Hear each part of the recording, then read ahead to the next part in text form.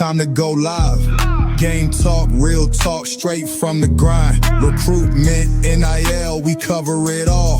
From the field to the books, we never gon' stall. Trench talk live, we keep it real. Breaking down the game, giving out the deal. NCA, we talking skills. From the grind to the shine, we getting thrills. Let's go! Yeah, we talking facts. TC3, run it back.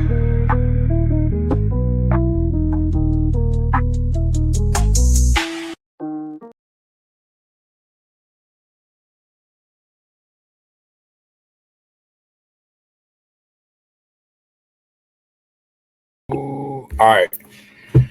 What's up, everybody? Hopefully y'all can hear me. We got another episode of Trench Talk Live, man. I want to appreciate y'all for joining me today. We got a special episode, man, and I don't want to waste no time getting into it, man.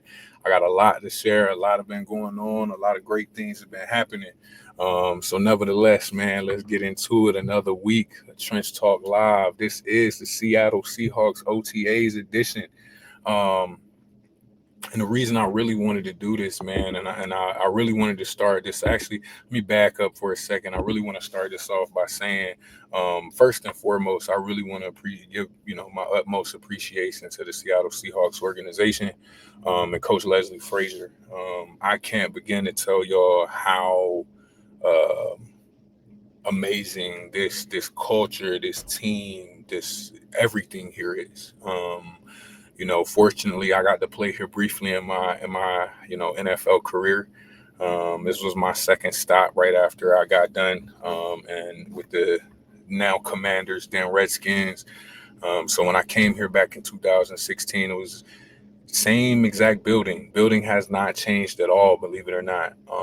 The culture here has changed a little bit, and most importantly, the city got a little different vibe to it right now. I'll be honest about that. Being here was amazing. It was great. I actually, believe it or not, I'll give y'all the quick spiel on, my time here. Hopefully everybody can hear me okay. You know what I'm saying? We got microphone. We trying to do this on the mobile. We doing this all the way out in Seattle. So hopefully y'all can hear everything okay and everything's good.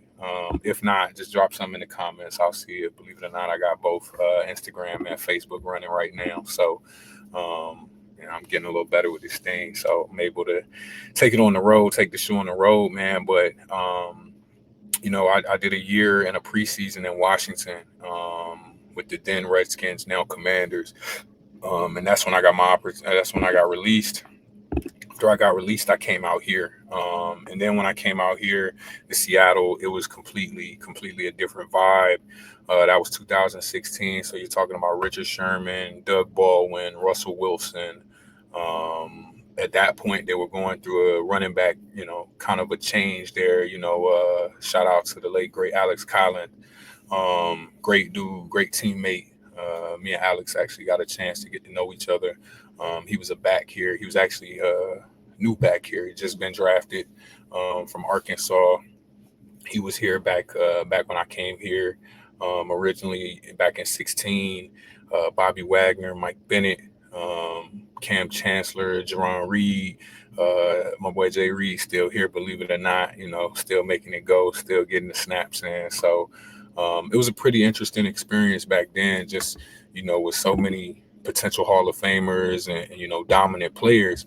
It definitely was a humbling experience as a second year player in this league, walking in this environment. Pete Carroll was the head coach here at that point, and just trying to kind of submit myself and figure out the overall demeanor of the team and the overall culture, and just try and hit the ground running.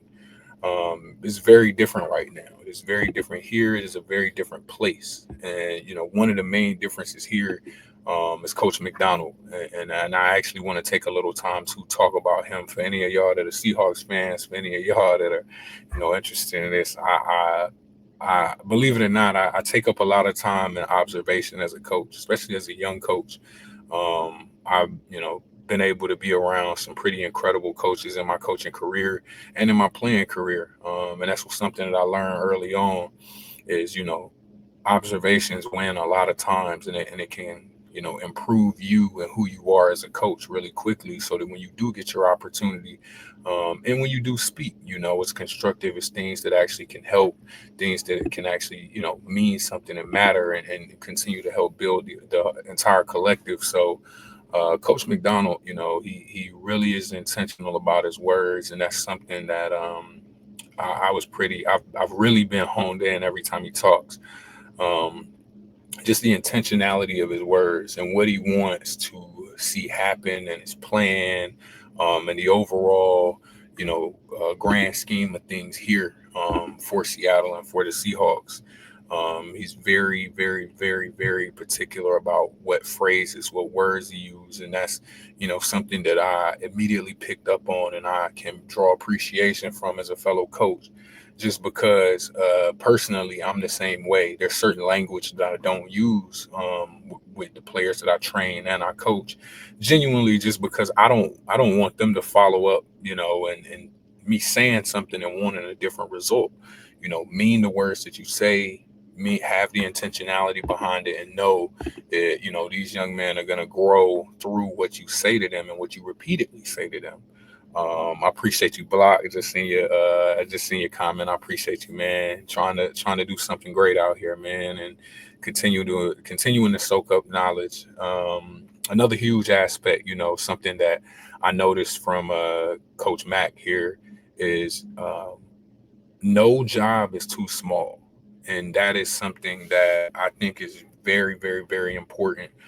Just from my time as a player, and seeing how coaches interact with other coaches on their staff, but also from being a support staff member, in college football and in pro football. In the CFL, I was the assistant O-line coach, kind of quality control on offense. So I had to kind of do a lot of different odd jobs, things that I wasn't, particularly comfortable with early on, that I grew and I continued to learn. And, you mess up 10 times, you fix it 11. So um, I was able to grow and learn through that. But, transparently, what I see, Coach Macdonald doing, day in and day out, is everybody on staff, everybody in the building, everybody he's around. Um, he knows names.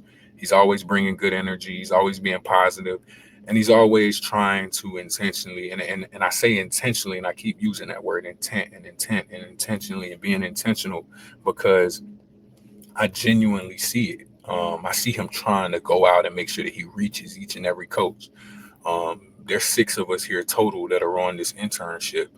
And I think one of the most incredible things is, I've watched him literally take time up with each and every last one of us, and we ain't even been here that long, just to continue to learn us and to grow with us, and, him sharing, transparent stories and things that he kind of can go through, and that he's been through as a coach.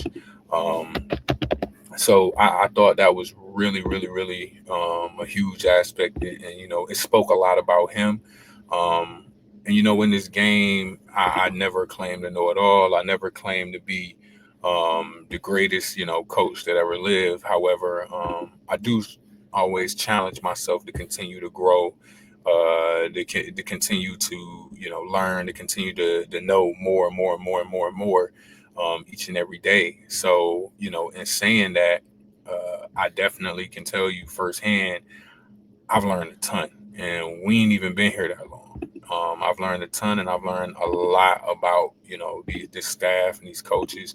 And more so, for anybody that's watching that wants the opportunity to play in the NFL, I've learned a ton about, the evaluation process, the draft process, how they view guys, why they view certain things as intangible, why they view certain things as, significant or not. So, um, I've again just trying to continue to incorporate the wealth of knowledge that's around me, and using the resources that's available. While I'm here, it's a ton of coaching experience on this staff. So just trying to take my time up here and there with different parts and pieces, and take different gems when I can.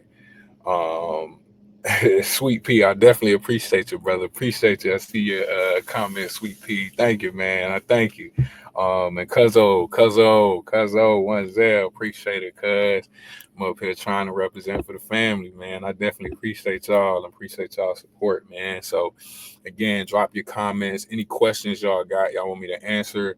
I'll do my best to answer them. Some stuff, being a former, being that I was coaching in pro football last year, some stuff I'm not going to disclose just because, shoot, I would have used it if I was on another team and kind of saw certain stuff pop up. But the things that I will, disclose, don't mind telling y'all. I definitely will. So let's get into it real quick. I was fortunate enough, and most people don't know this. Well, I shouldn't say most people. Some people know this. I was fortunate enough to get an opportunity to interview here for a position on the coaching staff. I can count on one hand how many people I know that actually, that coach even college football that have never went out of their way to interview or never, been given the opportunity to go and interview for a job, what I'm saying, of this magnitude, or even, within the realm of professional football. So when I got the chance to interview, I met with majority of the coaching staff at that point, talked to them, and ultimately I didn't get the opportunity, didn't get the job, wasn't fortunate enough to get it. However, and I'll be honest, transparently, I was pretty down. I was in the dumps for a while there.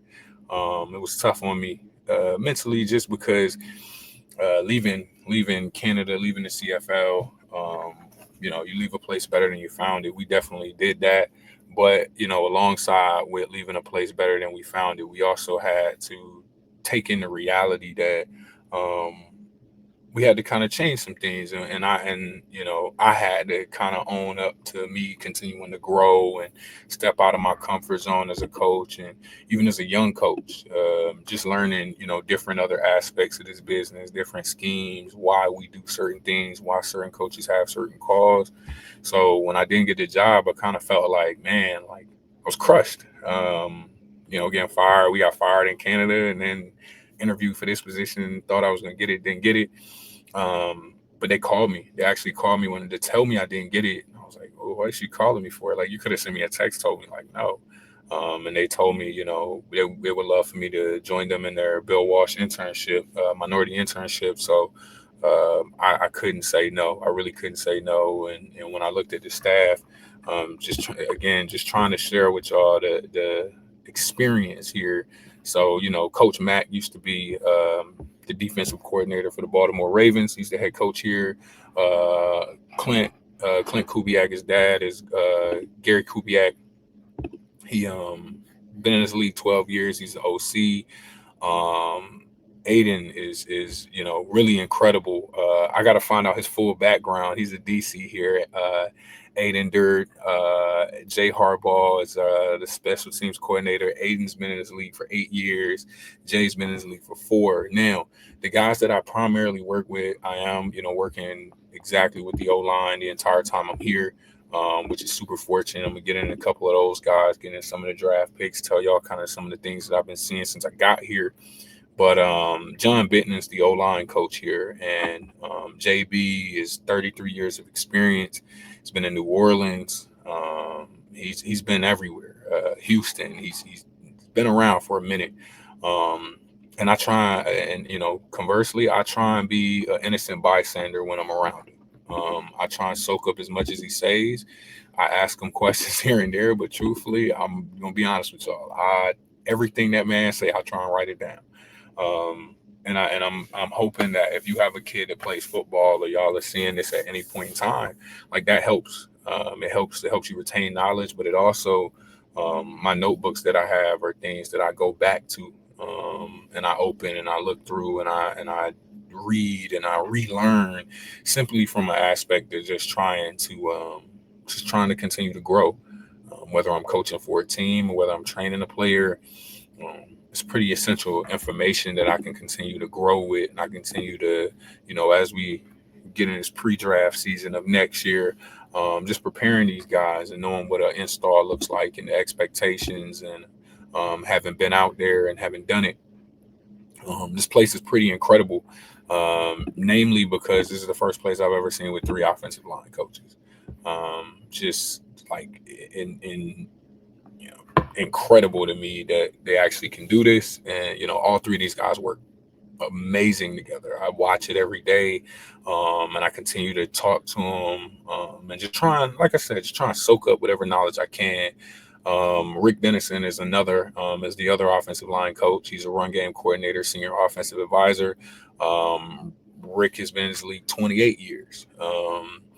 He's been a part of 13 playoff appearances, 5 division titles, and 3 Super Bowl victories. He's again a proven winner, a guy that knows it, a guy that's done it. He does an amazing job, with the run game and just how he conducts things and how he constructs and puts things together. One of the last couple guys that I work with here, again, this is quite a bit of us just around the O-line, working with the O-line. It's Quashawn Odom, and I want to take some time to brag on my dog Q. So, me and Q actually didn't know each other walking. Me coming here initially. Believe it or not, Q played at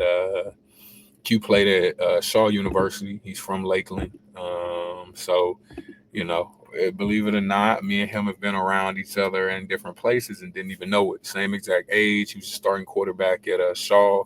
I think he said for 3 years while he was there, and the entire time I was at Duke, he was at Shaw. We didn't know each other back then, but I could definitely say when I got here, me and him, we kind of hit the ground running. A lot of the things that we continue to talk about in this game is pretty cool because he's a quarterback and he's been working with the O-line a lot in his career. So a lot of the conversations I have with him are on what it's like living in those shoes of those 5 guys up front. Just being a quarterback, he's never had to go do it, but obviously he needed us. So conversely, I ask him questions about seeing different things, the timing and stuff, kind of different depths of routes, coverages, how guys play things, where you can throw a ball, how you can put the ball in certain places, what's that feel like, what's that look like, and the nuances to that position, just because I feel like both positions are very much in a lot of cases unique in how they do things. And then I was about to forget, so our run game specialist and assistant offensive line coach, our other guys, Justin Alton, and J.O. does a great job, does a magnificent job. He's been with the Falcons. He's been with Packers.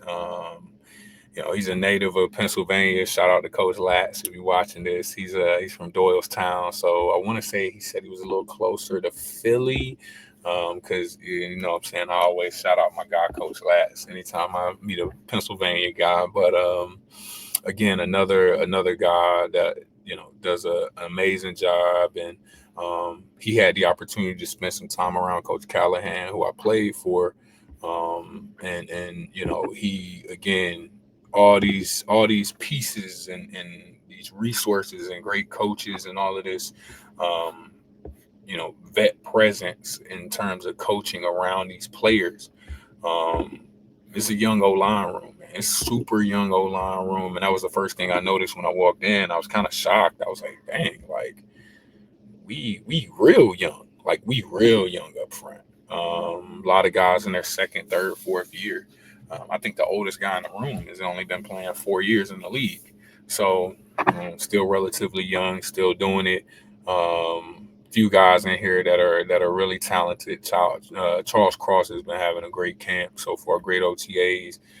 He played for, a real true mentor, friend of mine, Marcus Johnson, who's now at Ohio State. Charles has done a great job since he's been here. Olu played at I'm not going to butcher Olu's last name, and he'll probably laugh because me and him have had a chance to kind of chop it up a little bit. Olu does a great job too. He's a starting center here right now. Tough kid, DeMatha kid. DMV, PG County, played at Virginia. Tough, man, tough kid, but I love his game. Super athletic, not the tallest cat in the world, not super long arms, but just tough, man. He gonna go out there and give you everything you got. Scrappy, play hard. So you definitely gotta love it. Like I said, it's super young O-line room. So let's get into it, man. Let's jump around here and look at these draft picks real quick. Let me pull this up. Let's see. Set the blind man, as I like to say. All right. So, boom.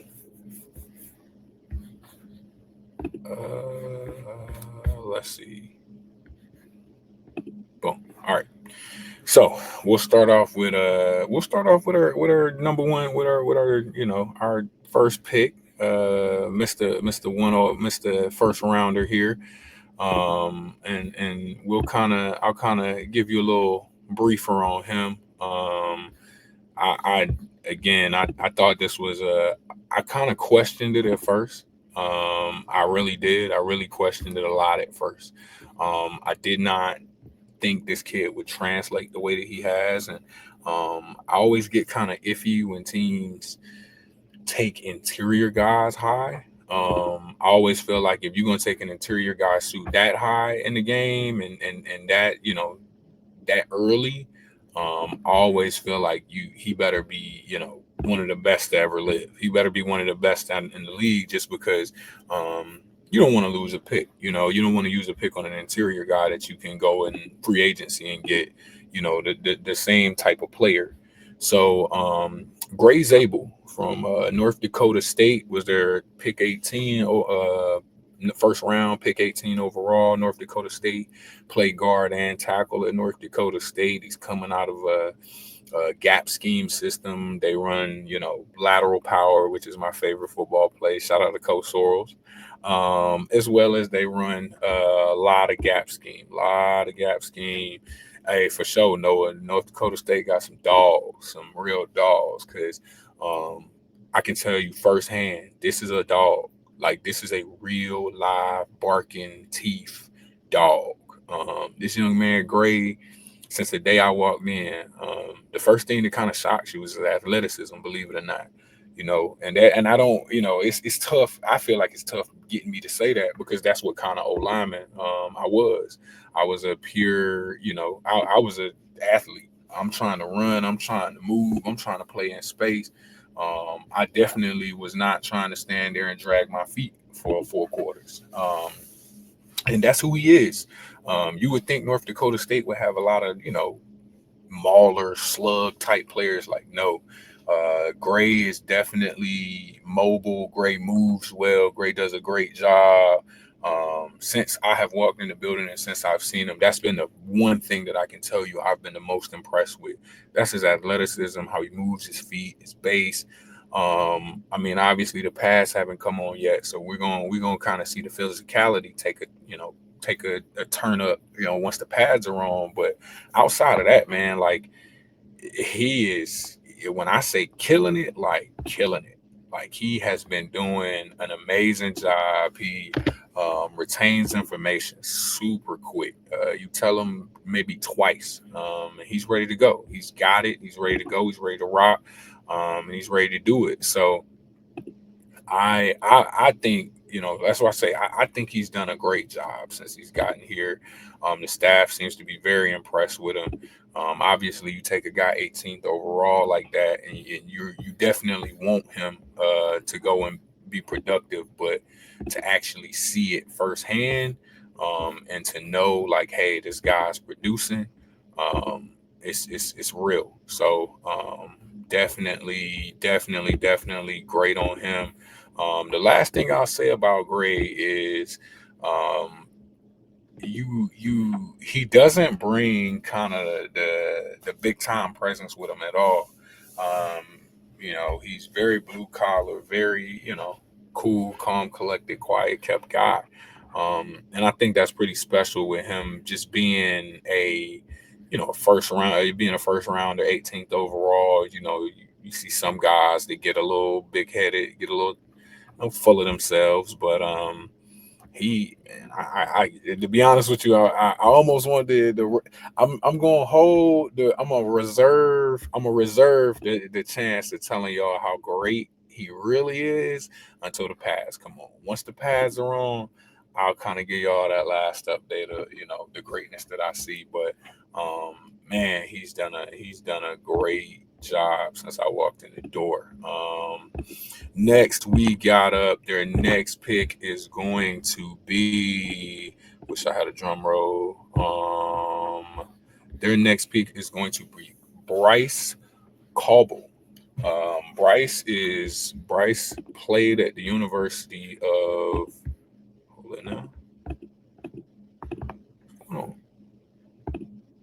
Oh, there it is. Got it. There we go. All right. So Bryce played at the University of Kansas. Bryce is from Kansas City, Missouri. I like Bryce. Man. Bryce. Well, let me go back and kind of tell you why I think highly of Bryce. First and foremost, Bryce was a 6th-round pick. He was 192nd overall. And the more you watch Bryce play and the more you watch him move around, it's easy to say he was a steal. He should have probably went in the 4th round. Bryce can play. Like, Bryce can flat out play. And the one thing that I watched and that I noticed out of him that, pops every time he's out there on the field is he sits down in his hips. He does not play with his hips up in the air. He literally keeps them down. He plays with them down. He goes, and it's a every single day workman mentality. When he is out there, he's having fun. He's not, square about it, but at the same time, he works his butt off every day. He shows up. He's locked in. He's clocked in. And I'm going to be honest with you. I think this is probably one of the biggest steals. I think Bryce could possibly end up making the roster. And I think you might see Bryce as the 6th man before the season is over with, just because he played tackle at Kansas and he's in and outside. I'm here to let you know, you don't go in the 1st round. Even if you do, you're going to probably still end up playing 2 positions. And Bryce has done a good job, again, retaining it fast, learning quick, and continuing to be solid and continue to be a great player. So, so far, man, I'm really impressed with him. Mason. Let me give y'all the next one. Let's see. Also, I'm gonna end up buying one of these things. I'm gonna talk about it once I'm done. Like, once I get towards the end, I'm gonna kind of talk about where I'm at, because this little thing, like, it's super cool. And I'll share with y'all where I'm at and kind of what I'm chilling in right now. I think this thing is super cool. This next prospect, he was drafted in the 7th round, 234th overall. A guard tackle, Mason Richman from Iowa. I like Mason a lot. I like Mason as well. Mason does give off that Iowa tough mauler type guy up front. He is tough. He's tough, and you can see it in him. Literally from the minute we walked in, even today out there on the walkthrough, like, he was he's blue collar now. Like, there's no shame in his game. He's Iowa kid. He fits right. He fits the build. He fits the mold. I want to see him when the pass come on, because I know he's a mauler. I know that's what he believes in. I know that's how he likes to play. And I kind of see him doing it when he's, even in walk-through tempo and just kind of moving around, doing different stuff. He definitely want to get his hands on somebody and just try and choke them out. So, and personally, I like playing beside guys like that. So, watching Mason and seeing Mason play is going to be pretty interesting. And then too, for them to invest 3 guys up front, it kind of reminds me, well, in total 5. They got 2 undrafted UDFAs as well. For them to invest 5 guys up front, it's a very similar theme. And the theme was, that was my rookie year with Washington. So they took Brandon Scherf, 5th overall, took Ari Kwanjo in the 4th round. They took Austin Ryder in the 7th. They took me as a UDFA, and they ended up taking they played musical chairs with like the other UDFA. Like it went it was like Bray Cook. They just kept John Simpson. They just kept like rolling their moving it around. Just somebody new every week. But all in all, that was the commitment. You could tell they weren't trying to make a commitment to improving the front and improving us as an offensive line, and that's why they went out and they took 5 bodies, 1 in the 1st, 1 in the 4th, 1 in the 7th, and then 2 UDFAs to try and bolster and build that up. So to see Seattle do the same thing and to see them kind of take off, and these kids are playing their butts off. These young guys are playing hard, man. So that's pretty incredible. It's pretty incredible, and it really shows the commitment to this organization. I'm gonna talk about the 2 UDFAs real quick. So UDFA number 1, yo Al, what's up, brother? What's good, man? Good to see you, man. Hope you doing all right in the mean streets of Largo, man. That's you run the town, you run North County, so we ain't got nothing to worry about with you, my brother. So we'll talk about the 2 UDFAs. Let me make sure I say his name. Amari, yes. So Amari Kite. So Amari started off at Alabama, and then he played there for 4 years, and then transferred to UCF, where he finished up. Al, messing with you, man. Oh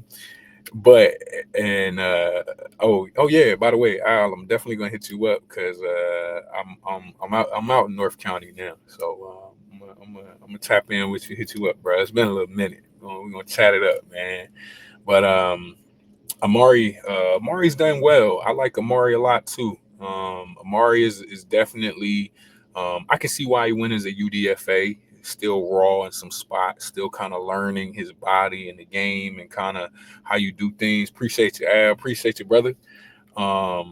He's still learning, but there's a couple things that show up in his game, and that's just who he is, and you can tell that's who he is as a player. The natural physicality and the natural nasty streak, it shows up, and it shows up fast. Again, he just trying to put his hands on people, and he just trying to make them do something. He want them to go east, west, north, or south. He don't care, but he want to put his hands on people, and he want to see things happen. So I thought that was I like Amari a lot. I think Amari is gonna have some value, and when you're a UDFA, and again, I'm not telling him this to discourage him. I'm telling him this because I was a UDFA, and what I told him is, hey, look, man, every single day, these coaches are gonna remember you or they aren't. If you show up every day and you're productive every day and you're a pro and you're trying to learn and you're trying to be great, they're gonna find a way to keep you here. Amari's a little bit taller than me, but his arms are just as long as mine. He's made very similar to me. I told him, I said, bro, you got to tackle build, but you can play inside. You're quick enough to play inside. You have some twitch to you. But again, you're UDFA. So it's very easy for them to move and maneuver you and cut and release and wave you. Who cares about that? You show up every day, you play, you productive, you do your thing, you do what you're supposed to do. And believe it or not, if things don't work here, they might not work here week 1, but they'll bring you back week 2, week 3. And that's what happened with me and Austin Ryder. Austin went in the 7th round. They released Austin. They brought him back week 6. They kept me. They brought Austin back week 6. Reset the following training camp. Austin makes a roster. They cut me. So things kind of flip-flop the rookie year to second year. And I told him, I said, all you can do is focus on getting better. And when the opportunity knocks, you got to run and kick down the door. It's not like, a lot of people are going to give you chances. You're UDFA guy. So you got to come in and you got to be on your P's and Q's. But he definitely is that. I like Amari a lot. Keys, what's good, brother? What's good, man? Good to see you out here. Appreciate you, man. And our last UDFA is, and I'm gonna get his name right because if anybody ever were to show, if anybody were ever to show him this, he would be like, you know what? Ooh, good question, Keys. We gonna get into that, bro. I'm glad you asked me that, man. I'm glad you asked me that because I was gonna bring that up next.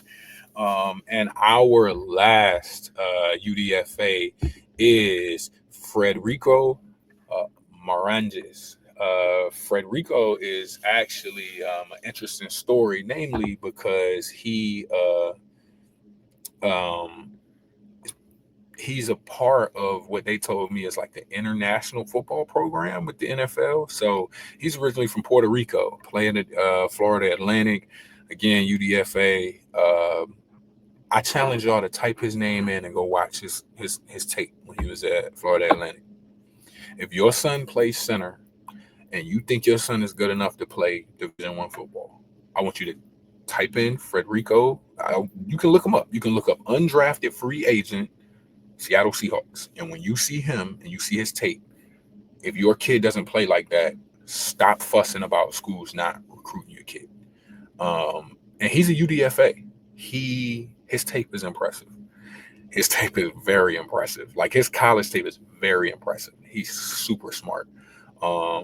Super smart. Like again, smart guy to smart guy. I'll be looking at him some days like, man, you picked that up quick. Like I probably would have taken me another rep to get that one right. So he's definitely a dude, man. He's definitely a guy that's gonna have a chance to do some great things here in Seattle. I think they're probably gonna keep him around.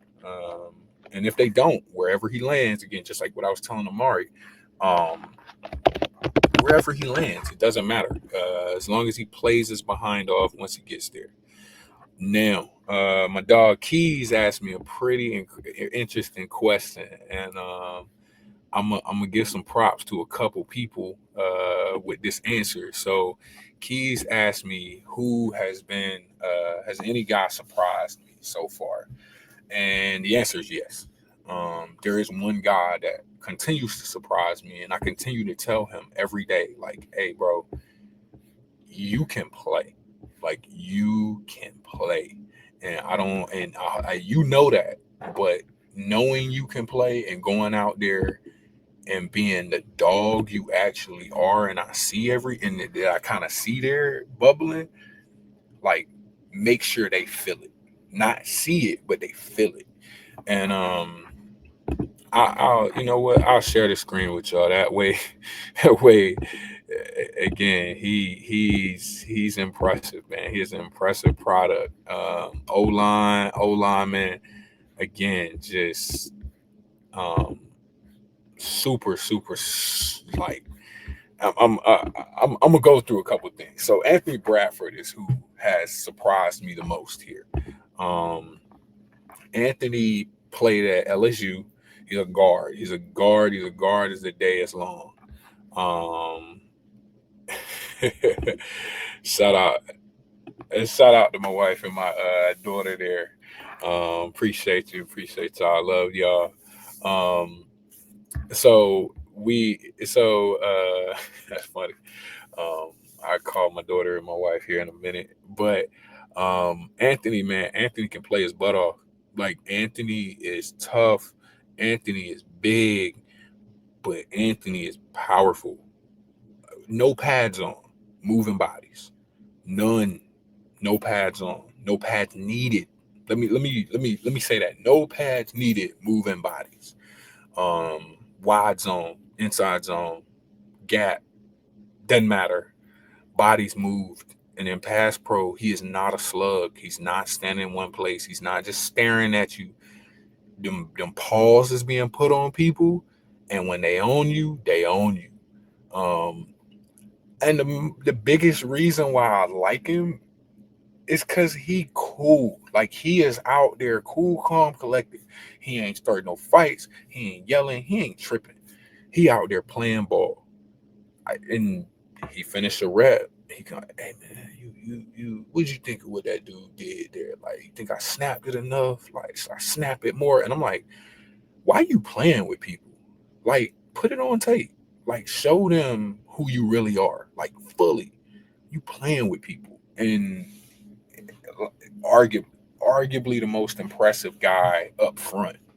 Now, I will say Grey is impressive, but his athleticism is impressive, and I want to see him in pads. Anthony is doing everything Grey is doing, and Anthony's probably 330. Easily. Like, easy 330. He played for my dog, Brad Davis, down at LSU. Shout out to Brad. I was just texting him earlier. But Anthony plays his butt off, man. Like, whew, man, dog. Like, I'm talking about moving people. Like, stunts, games, I'm talking about punch. It's over. The minute he put his hands on people, it's over. So he's definitely incredible, man. He's an incredible prospect, incredible player. And I think I want to say it's his contract year because so he got drafted in 23. He got drafted in 23, and this is his contract year, so it makes sense on why he out here thudding people up in OTAs. He trying to get that second deal, man. But he is a horse, and he does not mind getting physical and getting active with everybody. So yeah, definitely, man. He's a heck of a player, heck of a dude, to say the least. So we coming right up on the 17-minute mark before we're at an hour. I've kind of given y'all a little quick rundown on what's going on here. I'll give y'all one more little insider spiel for those that are listening, for those that are around. Be quite honest with you. I'm gonna answer Keys' question with two answers. So Anthony would probably be the most person who surprised me the most. The most impressive prospect I've seen since I've been here is Jalen Milroe. Very impressed with him. Very impressed with his approach to the game. Very impressed with his focus. That young man's talented. He's very talented. And now I can see why teams were raving over him the way that they were. I can see why he had the success he's had in his career. He is going to be a player in this league for somebody at some point in time. But, man, like every day he's a pro. Every day. And again, he played at Alabama. That's cool. I play with guys from Alabama that don't act like pros. They never acted like a pro since the day I met him. And I played with guys that played at Alabama that are very similar to him. But his approach, like I said, his attention to detail, and overall his accountability, all of it is it's impressive. Like, it's very, very impressive, because I didn't really know, how he would be when I first got here. I was kind of, you hear things in the media, you see things, you watch the games, you see some downfalls here and there. You see some things that don't really go perfectly all the time. Mike, appreciate you, man. Appreciate you, Mike. Thanks for the love, bro. And that's kind of what you end up getting into, is a kid like that and a guy like that. You never know, especially with all the conspiracies going around, with Shador and, quarterbacks in general, and temperaments and attitudes. You never know. But, man, Jalen is really impressive. Like, Jalen does a great job every day. Brings his hard hat, brings his workmanship, focus, attention to detail, man. So, really, really impressed with what, the production that they get out of him, and just kind of how hard he works. So we are on the 14-minute mark, y'all. We're actually technically we're coming up on 13. If there is anybody that has any more questions or anything else for me, shoot it at me. I'm going to stay up here for maybe another 2 or 3 minutes. I'm not going to end up doing the whole hour. Reason being, I'll kind of give y'all the spiel into the world that I live in as a football coach, especially doing this internship. So there's projects and different things that you have to do sometimes. I have a couple pretty significant prospects not prospects, projects that I'm working on. So in the midst of me doing all of that, that's why I said if we up here moving a lot and we got a lot of action, like, hey, I was gonna stay on, as long as it was on, but I was gonna try and push it right at an hour. Nevertheless, I wasn't gonna try and push it too far past the hour, just because I'm, working, trying to get all of this stuff done. And shoot, I'm 3 hours behind, y'all. The sun done went down, and on the East Coast, and it's starting to get towards the sun going down. It's starting to get close to the evening. Here it's 4:49. People still ain't got off their 5 o'clock work week yet, which is crazy because every day that I've been here, I keep forgetting that. So I'm 3 hours behind. So the work week look a little different for me. We be getting ready. I'll be getting ready to wake up, and everybody off to school and off to work and everything. So it's a little adjustment, but nevertheless, it's been enjoyable, y'all. It's definitely been enjoyable. Miss Wiggins, I appreciate it. Thank you for the support. I definitely appreciate it. So yeah, like I said, we coming up right on the 12-minute mark. So if there's anybody else want to drop in comments, questions, know anything, Miss Wiggins, anytime, anytime, you need me. I guess I should probably put that out here now. Anytime, I do public speaking. Again, I'm a teacher. I do public speaking events. So if you, want me to come and speak, Miss Wiggins had me come and, talk to her class and help out with some students and things. I don't mind at all. Please just reach out to me and I'll definitely do my best to coordinate it. My schedule gets a little crazy sometimes, but the biggest things that I always wanted to do and always just keep, in the forefront of what I want and how I'm moving and how things are going is, being present in the communities that I'm a part of, whether that's Pinellas County, whether that's Edgecombe County, whether that's Nash, Wilson, Wake. It's just me being present and me, showing each and every young man that I come in contact with, young man, young woman, that, I was a kid from Tarboro. That had a dream, that had two amazing parents, amazing, family, brother, brothers, I say brother, brothers that, supported me and held me down, that always loved me. And, my parents always loved on me and they pushed me. So with that being said, I want each and every young man that, whether you from Tarboro, whether you from St. Pete, Largo, Raleigh, Spring Hope, Willow Springs, it doesn't matter. If you want to live, if you want to play this game, if you want to be a part of this game, there's a space for you.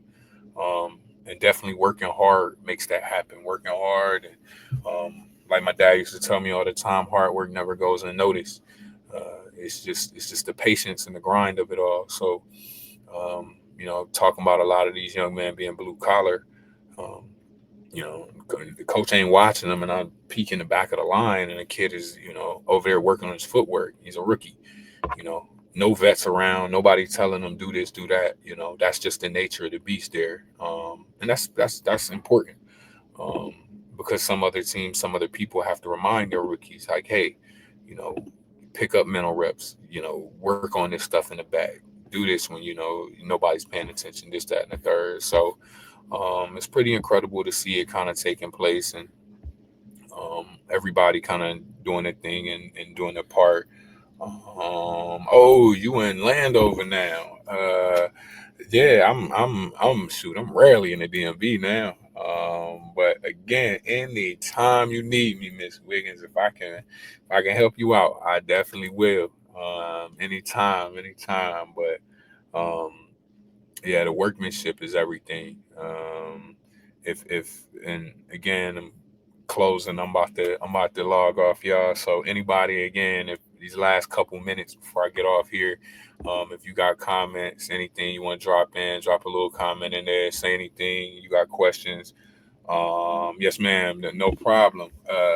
But any comments, anything y'all want to throw in, by all means, be my guest. I'll try and answer it before the end of the hour here. But yeah, like the hard work that kind of goes in and goes on behind the scenes, um, a lot of days, my time working as a GA at ECU definitely has helped me a lot. And let me make sure I do this. And Steve, Mr. 330. Appreciate you, brother. Appreciate you, man. And man, congrats to you, man, on being a new dad, man. That's pretty big, bro. That's big. Again, some of the guys that jump on, they form, guys I played beside, and blood, sweat, and tears went on, helping change, Wallace Wade Stadium and that Yo Center. So Steve was definitely a part of that, man. That's my dog there, all the way back to the SIP, from Bill Street to the SIP, man. That's my dog. So, yeah, it's the grind of it. And that's what I was gonna say. Speaking of Duke. I just wanted to take this time out, and I'm going to take this excerpt from this, and I'm going to make sure that it is on all my social medias. I'm going to tag him in it. I would like to personally thank Mr. Matthew Sims for helping me along my way as a coach. One of the most incredible people I know, man. Tough guy, works hard. Was tough on me as a coach, coming into this, drawing cards, getting my work done, taking care of projects, doing things, being accountable. Stayed on me, man, and I appreciate him. I appreciate him like crazy, because there have been so many times that I've run into situations or I've seen things that happen, and just the advice that he shared with me, and throughout his career, and he's coached, professional football, and he's at NC State now, back with Coach Roper, and I think they're going to have an incredible season and do a great job. But Sims, man, I can't thank you enough, man. And I told you I was going to give you flowers, brother. And again, a new fresh girl dad, my guy, my guy Sims, man. But I can't thank you and Anna enough, man. Like, y'all are two incredible people that I'm glad that a great place like Duke University gave, all of us the opportunity to meet each other, to grow as, people, and to create a very uncommon bond that, can never be broken. You my dog for life, man. Y'all my dogs for life. So y'all see Sims, y'all see me, man. They're my people, man. They're my folks. So yeah, overall, like I said, man, definitely appreciate everything that's been going on, and the opportunities ahead. I'm gonna be out here, grinding with them through OTAs. About to go and start back on these projects, and continue to work and get ready for another day of work, another grind day, to continue to build. So we got 3 minutes left before the hour's up. Definitely can't thank y'all enough. Thank my wife, thank my kids, keep pushing me, my parents. And like I said, everybody, that's been rocking with me along the way. Again, this is another step, just another step that we continue to step up and continue to grow. I'm really taking on this mindset of building a mansion. I'm just trying to build a mansion, but we can't do it unless we, build it one brick at a time every day. You try, like I told some of the kids I coach, you try and put up drywall and a roof all in the same day, something gonna fall, something not gonna get done. So one thing at a time, one brick a day, put it together, and before you know it, your mansion will be built. Starts with the foundation, and we grow from there. So thank God I got a great foundation. It's amazing. So coming up, got 2 minutes left before the hour. Thank y'all so much. Appreciate y'all. Next Wednesday, we're going to jump back on. I might bring on a little guest. I'm going to see if a couple of my dogs downstairs in the locker room want to come up, chit chat, take on some questions, chat about some things, man. So the work they doing, the work we doing here, and just the overall experience. So appreciate y'all for tuning in tonight. As usual, real talk, real trenches, real deal, man. So y'all continue to stay locked in, clocked in with me. Continue to support. Any questions, comments, anything y'all need. Again, we still training. I'll be back in St. Pete, Pinellas County area around the 13th, 14th of June. And we're gonna hit the ground running. We're gonna keep training. We're gonna keep getting better, man, because I got a lot of great things in store, and God is continuing to use me in an amazing way. And I just want to be a vessel for what He got, man, because He continues to reveal some amazing stuff to me. Amazing. So as we continue to grow, as we continue to grind and learn, I want to continue to be a blessing to y'all. Y'all being a blessing to me. It's another week of Trench Talk Live, man. Thank y'all.